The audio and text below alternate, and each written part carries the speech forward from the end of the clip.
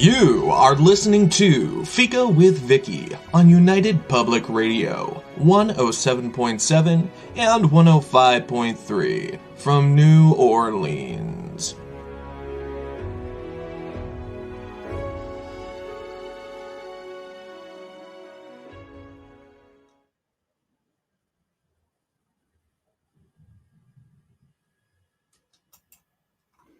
Hello, everyone, and welcome to Fika. If you're joining us after watching the special feature with author Chris Hadfield and would like to share your thoughts on the Apollo murders or the defector, please do put them in the comments section. I'd love to read them.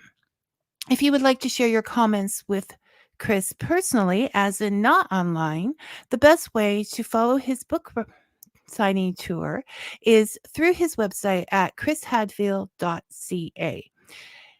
It is updating locations and dates as confirmed. And as you heard in the interview, he stays until the last book is signed. He respects his audience. Today's topic is building a winter library. According to Merriam-Webster, a library is a place where literary, musical, artistic, and reference materials are kept, such as books. And we know that we can keep all those things in one little device. But that is not the kind of library we're talking about. We're talking about a personal library that suits our needs for a season, for several months, a look ahead to our reading schedule. And how do you come up with that? Well, I looked in my library and I came up with a few questions that helped me develop such a list. And I thought I would share them with you and would love to hear your suggestions as well. Now, if you're one of the 4 people out there, I'm just not used to not having a guest lately. So if you're out there, please just say hi so I know that. Hi, Susan. Oh, thank you for watching and for finding it fascinating. And now I know that people can hear me and I'm good to go. Okay. It was just a little unnerving for a minute there. Thank you very much for checking in, Susan. So I have this list of questions and I would love to hear your suggestions as well. What is it that you want to read in the next few months? And maybe you don't need a list, but if you're me, you do, because I lose focus every year and just grab everything that's handy and don't go back to what I meant to read in the first place. And so focus is what you're looking for. Oh, he left some book suggestions on Facebook for you. Okay, but I can't see them now. So, so more Neil Gaiman, always more Neil Gaiman. So the first thing I did was something that author Brian Greiner suggested back in our Stretching Your Book Budget show. And oh, okay, Janice, I have to finish this on. Okay, we're gonna start over. Okay, so author Janice Richardson has checked out our local library system, and they do have Chris's books there, and they're probably in most libraries across Canada and into the States, because they were on the Times #1 best-selling list. So always check your libraries, everyone. And that's also going to be something that we're discussing later. But okay, suggestion 1, as brought up by author Brian Greiner on our Stretching Your Book Budget episode, check your to be read book pile. I did this and was like, oh, okay, I had to narrow it down from there. But there are several books that I've been wanting to read for a long time and I don't get to because well, it's not get to. I love reading my Fika books too. But for me, it was two books that I haven't from Alice Hoffman that are my favorite. That's one of my favorite authors. And it's The Museum of Extraordinary Things and The World That We Knew that I had picked up during the year, but haven't gotten to. So those books are on the pile for the winter. Also,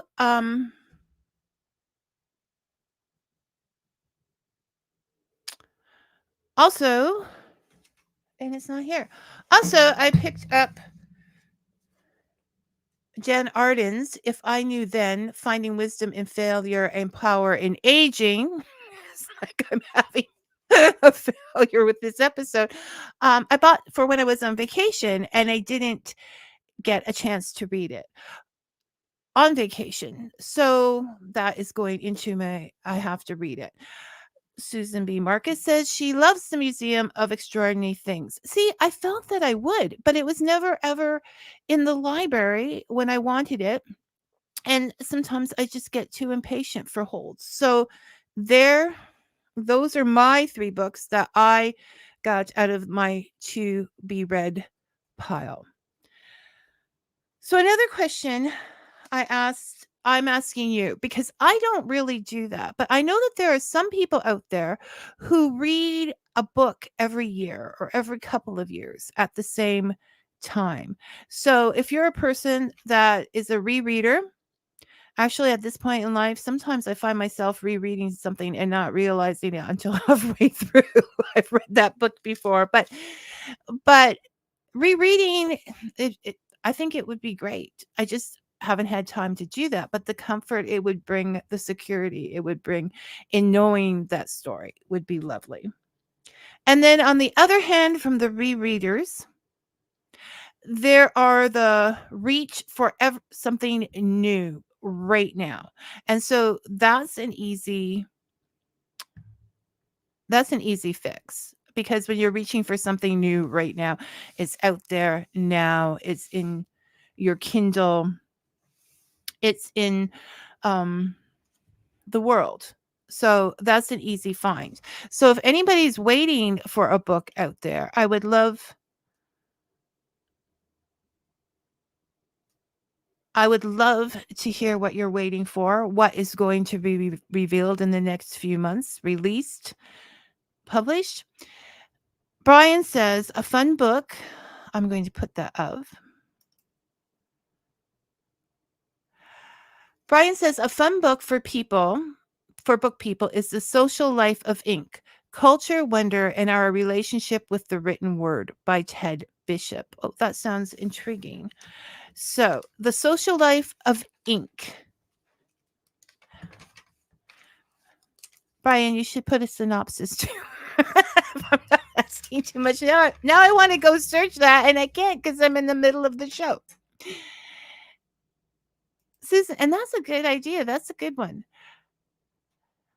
Susan says, I try to read some part of The Hitchhiker's Guide every year. You know, I'm actually going to put that down because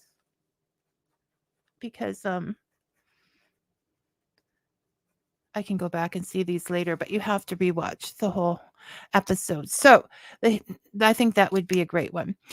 So if there's any releases out there that you're waiting for, I'd love to hear about them because they might inspire me to also like them. And then there is the list of classics, those books that we've wanted to read our whole lives but haven't gotten to. And they're also a easy fix because they're usually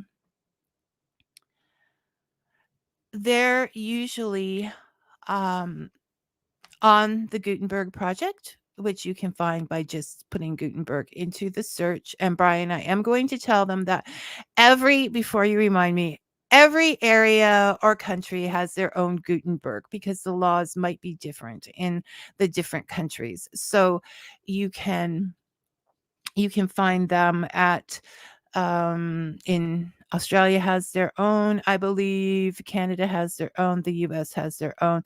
The UK has their own. And other countries as well, I am sure.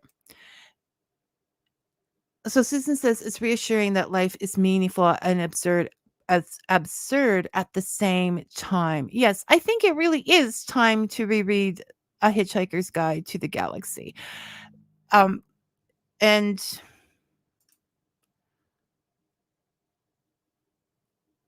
we're hopping up here.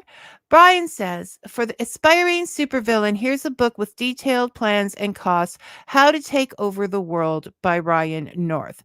Do we want to take over the world right now? It just seems like it's so much responsibility to put it back in order.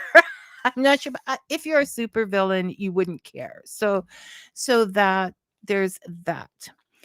One of the other things that I looked at when I was questioning myself, what would I put into my winter writing list library, is quotes. I am constantly seeing quotes that make me love the writer, and then I say I'm going to read that writer, and I never get around to it. So one of the quotes that I used in the description of this episode was I pictured a low timber house with a shingled roof, caulked against storms with blazing log fires inside, and the walls lined with all the best books, somewhere to live when the rest of the world blew up. And that is by Bruce Chatwin. Now, I've researched him, I've looked him up, I've read about him, but I haven't read one of his books. So, Bruce Chatwin is going on my list. I'm getting one of his books. That's it. And I'm reading it simply because I like the quote. Another book I came up with was Louise Penny's The Three Pines Mysteries. And that came because I was watching the series on television and it ended. And then I read there wasn't going to be another season. I'm not sure if that is correct or not, but I panicked because I it sort of ended on a cliffhanger and I wasn't prepared for that. And now there's supposed to not be another season. So they are at my library. So I will be reading the Louise Penny series this winter.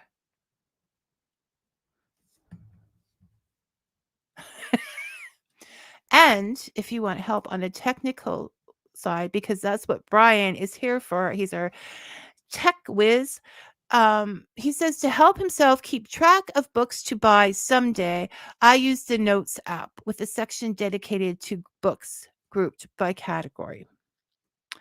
And that is a good way to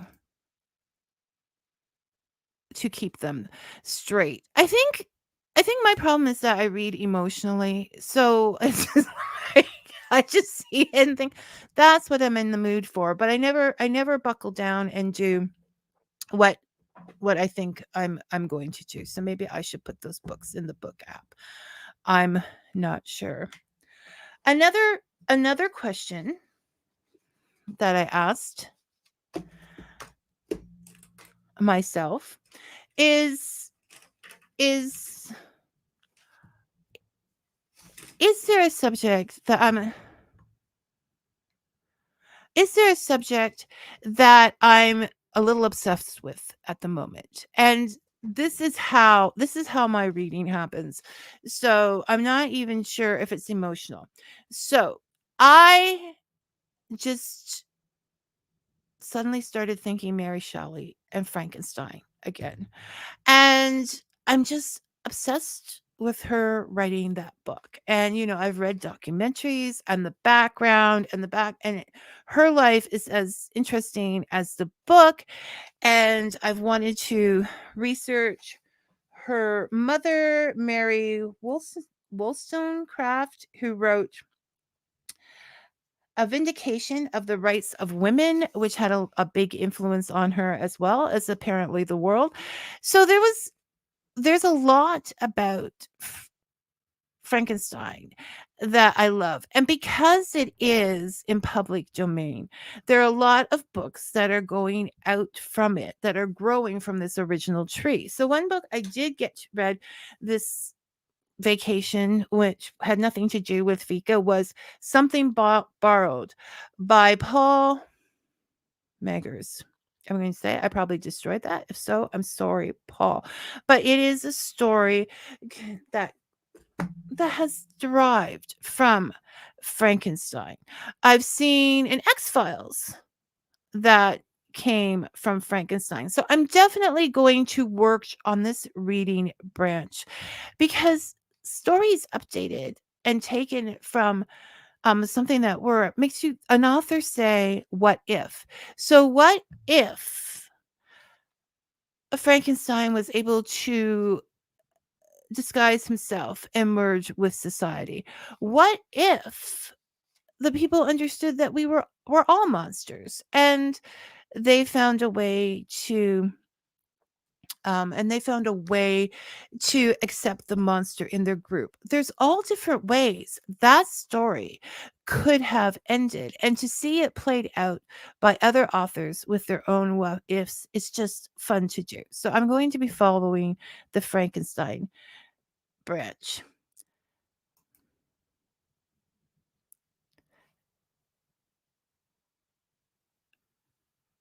Susan says, this process of choosing books is like having a hard time selecting a dish on the menu.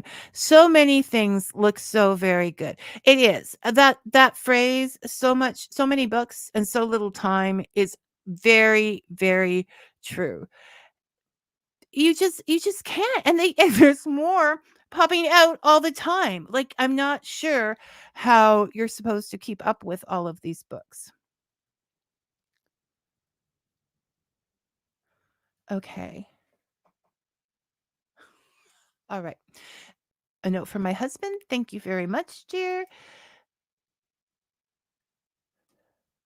Let's see what Brian said. Here's a history book which echoes for today's world. The Once and Future Sex, Going Medieval on Women's Roles in Society. Okay. So are we saying that the world is starting to reflect the Middle Ages?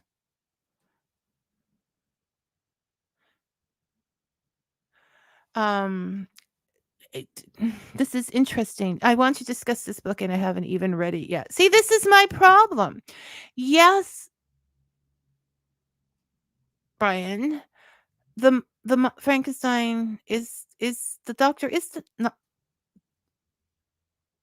the doctor, not the monster. Did I call the monster Frankenstein? Or did I say Frankenstein's monster? Okay, if people, I said that the monster in Frankenstein, that that the monster was Frankenstein. I was incorrect. Frankenstein is the doctor, although I personally believe he's the monster as well, not the monster. So I might have to argue that out at writers group with you, Brian. Okay. so there's that. So you can follow trees if you're obsessed with one story and just learn everything about it, the author, all of those things around that one book. And speaking of obsessions,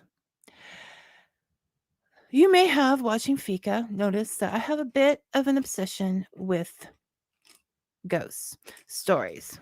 I love ghost stories. And they don't have to end with Halloween. So, when I say, what books do you read every year? And I said, I don't really get to that, I lied. Because there is a book I read every year. There is a book I watch several different movies of every year. There is a book that just pulls me in, and that is The Christmas Carol. Okay, I grew up on that story and I love to watch the different versions.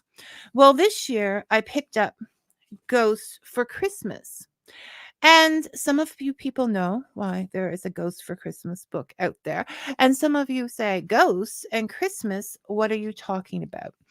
So I'm just going to read a little bit from the forward here from the editor, Richard Dalby, who has several books, ghost book, ghost story book collections. And it says, ghost stories have been associated with Christmas for hundreds of years. The winter prospect of long dark nights, howling winds, low-lying mist, and snowed-up roads all contributed to the appropriate setting for the recital of supernatural tales around the Christmas fireside. In the days before television, when people were far more dependent upon their own resources and imagination to keep themselves amused, it was only natural that storytelling should be quis- quintis- quintessential be a quintessential part of Christmas. So, The Christmas Carol is a ghost story, one of the many ghost stories that Dickens himself wrote. You can also get a collection of his ghost stories on Gutenberg Project and just have fun with ghost stories. They're even better now because it's so dark out there. So, Ghost Stories for Christmas is going on my to read pile.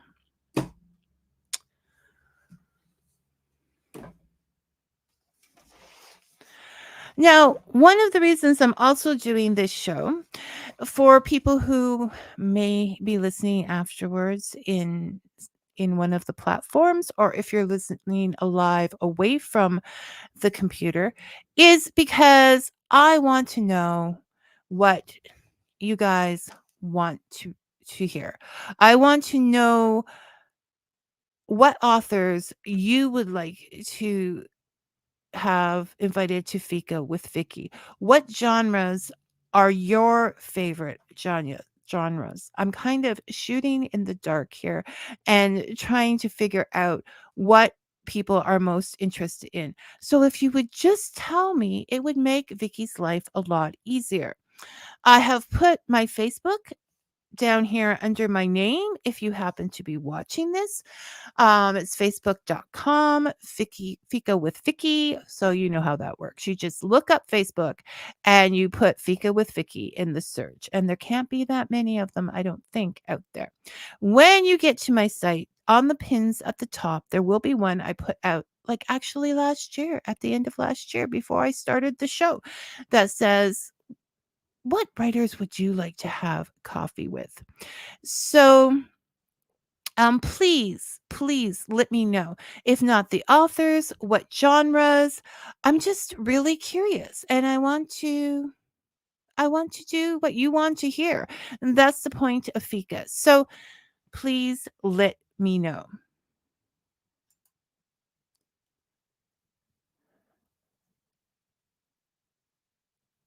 Susan B. Marcus says, I really like the works about historical fiction. They lead me into my own tree of reading and research.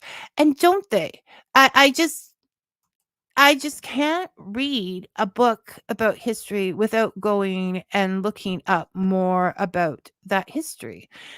I understand that the facts in the historical fiction are not real, but many of the names of the people are.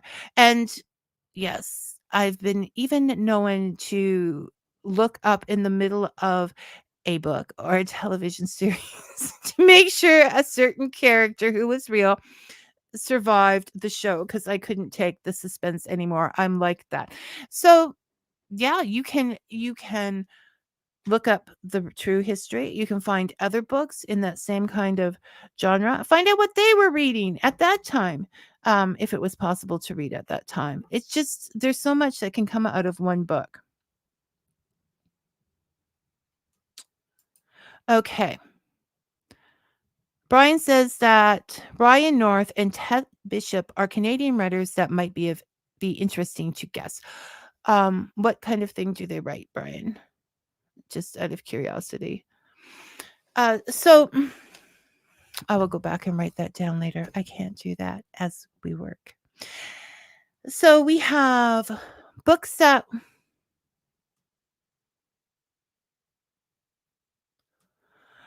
we have books that are inspired by watching television. I don't agree that you don't read something, if you watched it, I think I've been inspired to read from, because the television, the movies are never like the book. So if I like something, I'm thinking, oh, the book has got to go better, or what was that character thinking, or I need more out of that character. So if there's something I've been watching lately, it may inspire me to go ahead and read the book. And that's what happened. That's why I'm reading Louise Penny.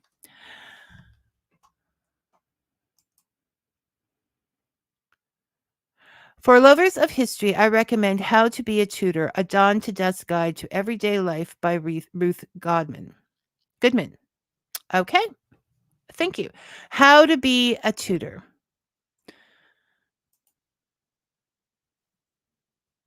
And I'm sure this book, like most history books, is just going to tell us why we don't want to be a tutor.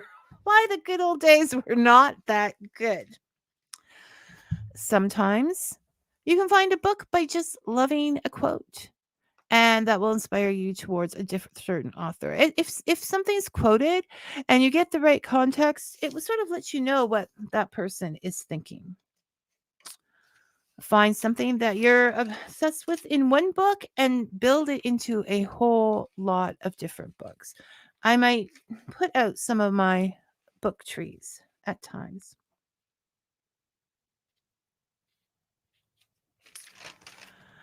So, other books that I need to read coming up for myself and series is, I do have to finish some of Brian Greiner's books, so that has to happen this winter on my list. And that's the whole point. With an e-reader, you can have so many books. There are series that I want to finish that I started for Fika, and I want to find out how they ended up, but I always have to end up I don't have to. That's the whole point. However, I have to move on. I need to move on with the show. I need to move on with the show, and so that is that takes away some of my I can read a whole series in one shot. I just don't have the time to do that anymore. Which brings us to reviews. Okay. And yes, I know I'm behind on my reviews. This is not what this one's going to be about. Okay. I try. I really do. I'm behind on most things in life. So we're all just going to have to be patient with Vicky. So this is my complaint, however. And I've heard it a couple times over the last couple of weeks on different authors and things my husband has brought to my attention. So here we go. When you are reviewing on a certain or any platform that sells books and sells other items as well, when you are reviewing a book, you are reviewing that writer. You are not reviewing whether you like the paper. You are not reviewing the lateness of the delivery. You are not reviewing the picture, the condition of the box, the way you saw it when it came in. If you give a book review a 1, you are really messing it up for that author. So please, when you review, know that you are reviewing the work of fiction, of nonfiction. You are reviewing that book. If you have a problem with the damages or whatever, call their helpline and try to get some help from that. But please do not give a 1 to an author. That sort of messes up their averages. For people who pay attention to star systems, I think I've told you before, I just have a problem with the star system itself. So all in all, don't give them 1 star for something that they have no control over. 2, and I saw this myself, if you are reading a nonfiction book and you don't like the way the story turned out, what do you expect the author to do? To change history? If they made you feel, because it made you sad. If it made you feel sad, then the author was doing their job. They made you feel an emotion for something that was sad. I read the book. It was sad, but it happened. So we cannot review nonfiction authors for the history. We can only review them for how they wrote it. And that may be it on the reviewing rant for today. Okay. I need to have guests because otherwise I'm just going to start stating opinions here and let them ride. People out in coffee cronies, how you doing? Are there any books that you are waiting for this year? Like, I know you tend not to be top 10 readers as I do. I don't know what's happening out in that world. I need someone who's a top 10 reader out there to keep me informed. I guess I could read the list, but you know what I am about lists. Okay.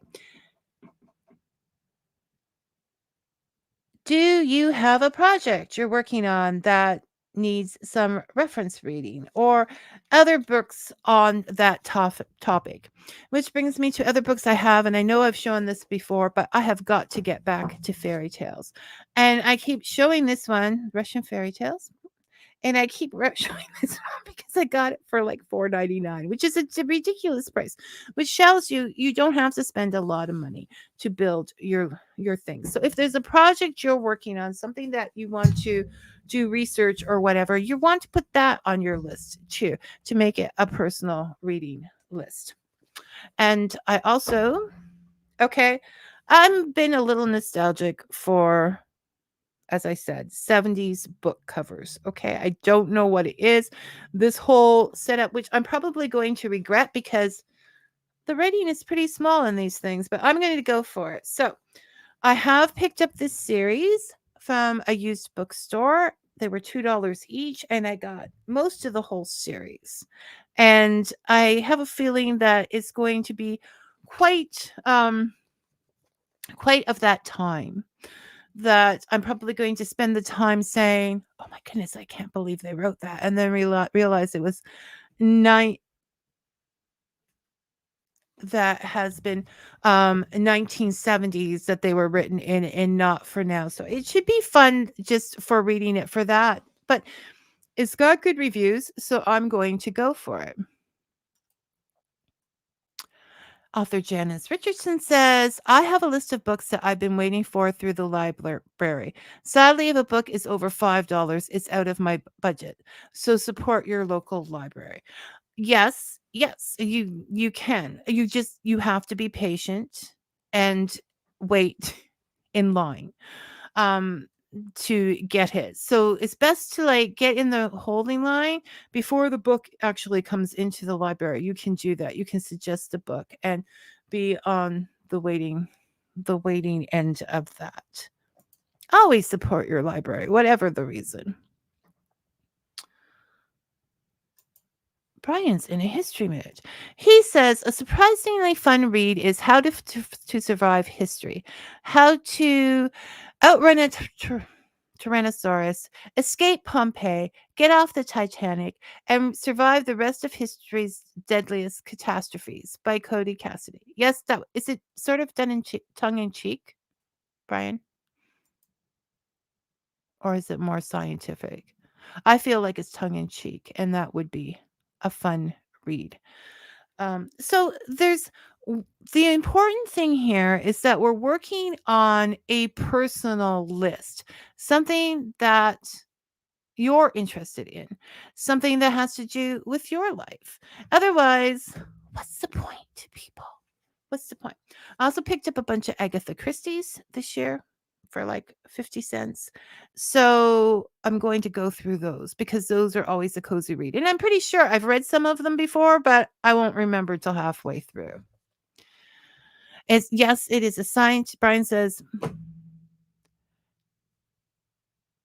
How to Survive History is a scientifically accurate tongue-in-cheek book. So there you go. So winter is coming. And another quote I put in the description was, I believe it was by Oscar Wilde, because Oscar Wilde has the best quotes. It was, with winter comes wisdom, but don't quote me on that quote. I have it here. With winter comes wisdom. And so,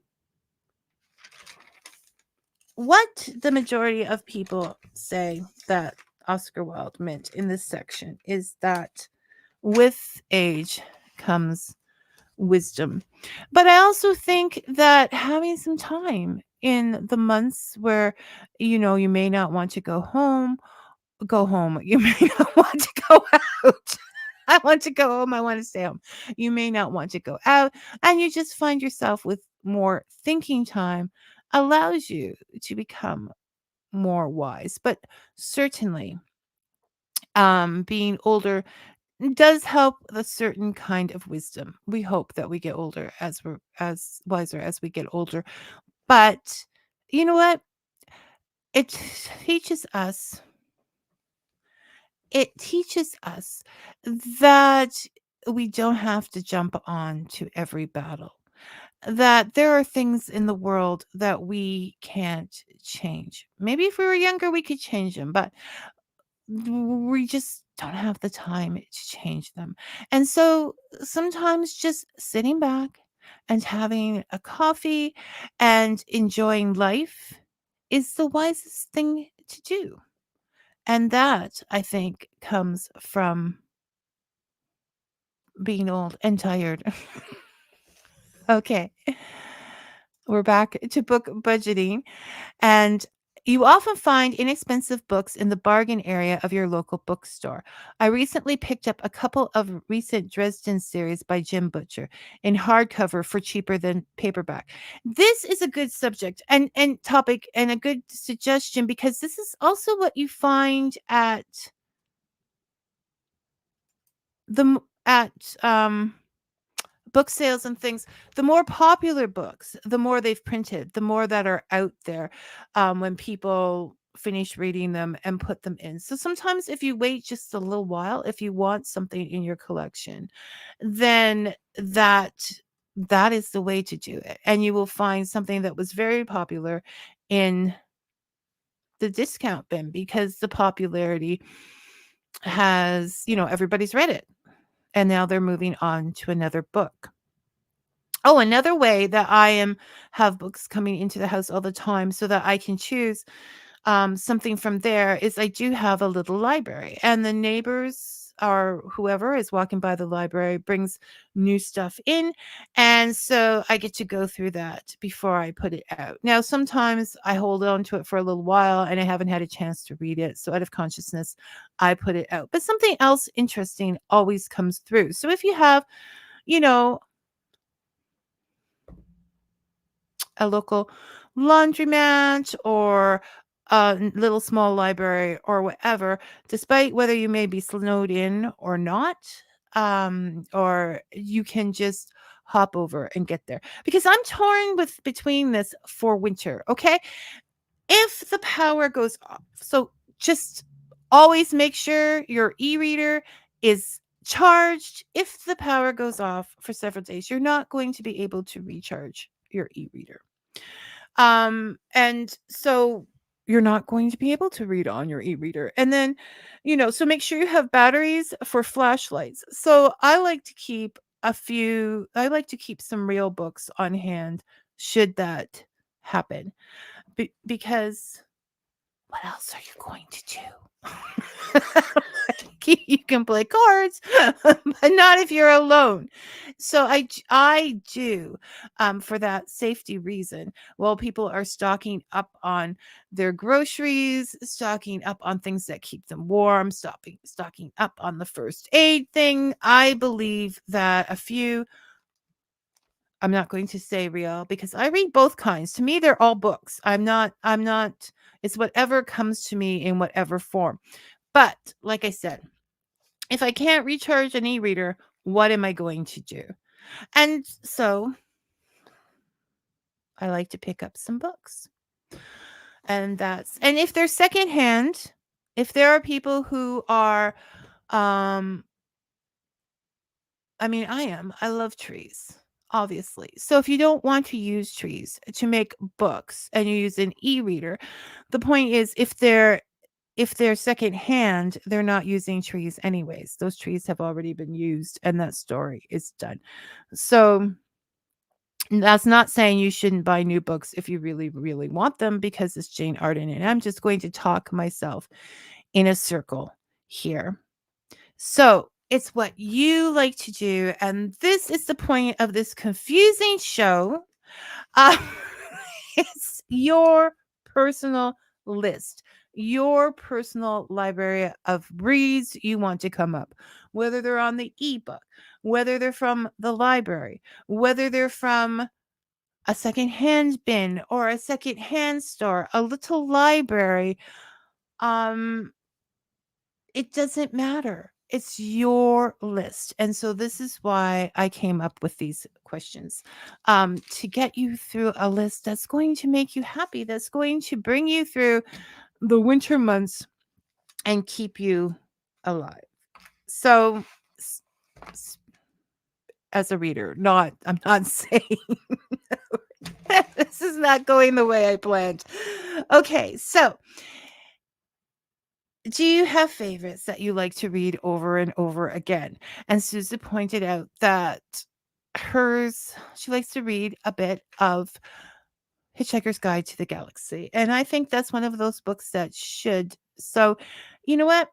Come on over to my Facebook page. And if you have books that you read over and over again, put them in underneath this episode, so that people will get busy with that and not actually listen to this episode. Okay. Do you have a list of classics that you're still trying to get to? And those can be found on Gutenberg. They can be in whatever country you're in, and they can be downloaded, and you can keep them on your e-reader. Or are you a person with the top 10? You've obviously got a list that certain books are coming out and they'll be ready for you. If you have certain authors you follow, please, their books are coming out, but let me know. Go to Facebook, search Fika with Vicky, put it there under this episode. Turn a topic into a tree of all the different things that come from that book. Stories where people have changed the stories endings because it's public demand. If you love Sherlock Holmes, there's no way you can be bored out there. Favorite TV shows and movies, and just favorite kinds of stories. And this is going to be such as ghost stories for me. This is going to get you through the winter and keep you busy, so you're not thinking about things that aren't so healthy. I think while I'm doing this, because I think I am going to try to memorize and share. I'm going to share one of my. Actually, Brian posted this week. Brian, get out of my head. Okay. I hadn't thought of it for a long time. So this is why classics and going over these things are impossible. You were reminded of things that you forgot. Before I get into that poem, Brian is also suggesting, for someone that is interested in science that is explained very well, I recommend Wizards, Aliens, and Starships, Physics and Math and Fantasy and Science Fiction by Charles Adler. Okay, Brian, I guess your picture said it. Brian is, you might as well just, would you have said that in high school? Would you have gotten me no, I'm not laughing at his choice. I'm just laughing that it's his choice. Yes, that sounds like it would be very interesting and very Brian. So, anyways, there's a lot going on in the world right now, and it's sort of like a winter where we're sort of being isolated by that. If we allow ourselves to be, we can be frozen, we can be inactive. And sometimes you just need a break. That's one of the reasons why Fika was here. And normally I would have given you a much better break. But as it is, I'm so glad my friends joined to help me with today because I have no idea what's going on. So Brian posted Invictus this week, and it made me think that, you know what? I kind of miss memorizing things and reciting it. And I think it's a really good thing for the brain to do. I'm going to start memorizing more poems and reciting them just for my own personal self. So I have them so I look clever in social gatherings. So I can pull things out and look clever here on Fika. But I haven't reached that cleverness yet because I haven't completely memorized the poem. But I think it's something that we can all listen to right now and probably should. Out of the night that covers me, black as the pit from pole to pole, I thank whatever gods may be for an unconquerable soul. In the fell clutch of circumstance, I have not winced nor cried aloud. Under the bludgeonings of chance, my head is bloody, but unbowed. Beyond the place of wrath and tears looms but the horror of the shade, and yet the menace of the years finds and shall find me unafraid. It matters not how strait the gate, how charged with punishment the scroll. I am the master of my fate. I am the captain of my soul. So you choose the books you want to read. You choose the thoughts you want to have.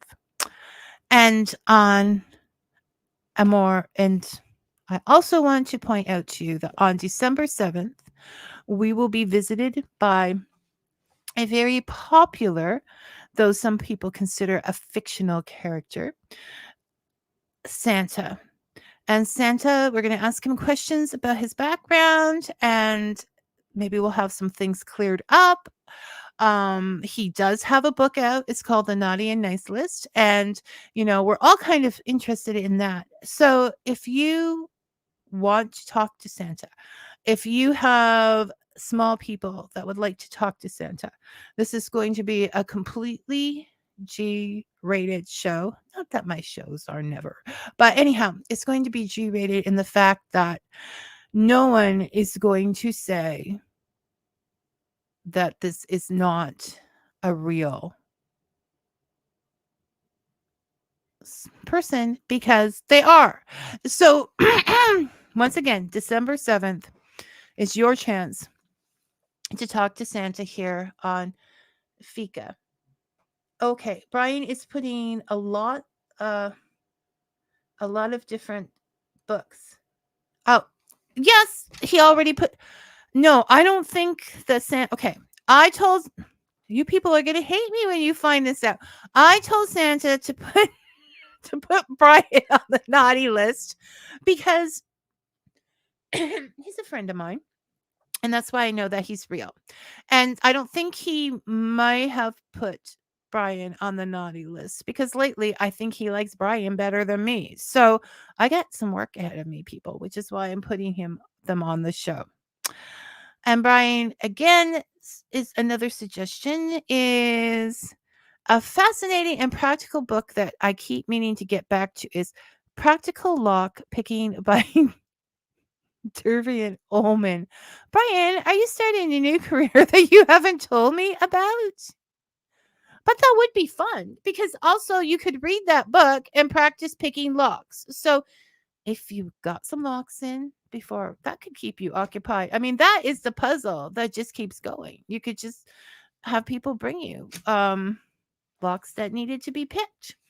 And so on that note, I'm very thankful for anybody who listened and stuck with us today.